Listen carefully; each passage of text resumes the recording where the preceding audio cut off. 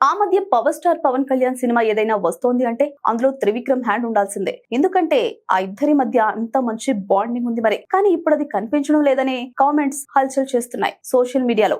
దానికి కారణం లేకపోలేదు. జల్సా సినిమా నుంచి మొదలైన పవన్ త్రివిక్రమ్ సాన్నిహిత్యం ఆ తరువాత అత్తారింటికి దారేది, అజ్ఞాతవాసి సినిమాలు చేసేలా చేశాయి. అయితే ఎప్పుడైతే పవన్ పాలిటిక్స్ తో బిజీ అయ్యారో అప్పటి నుంచి త్రివిక్రమ్ ఆయన సినిమాలకు సంబంధించిన వ్యవహారాలన్నీ దగ్గరుండి చూస్తూ వచ్చాడు. అలా వచ్చిన సినిమాలే భీమ్లా నాయక్, బ్రో. అయితే బ్రో సినిమా వరకు పవన్ ప్రతి సినిమాలోనూ ఇన్వాల్వ్ అయిన త్రివిక్రమ్ ఇప్పుడు మాత్రం దూరంగా ఉంటూ వస్తున్నాడు. హరిహర వీరమల్లు, ఓజీ సినిమాల్లో ఆయన ఎక్కడ కనిపించలేదు. దీనికి కారణం ఏంటా అని ఆరా తీస్తే త్రివిక్రమ్ కొత్త సినిమాలే అని తెలుస్తుంది.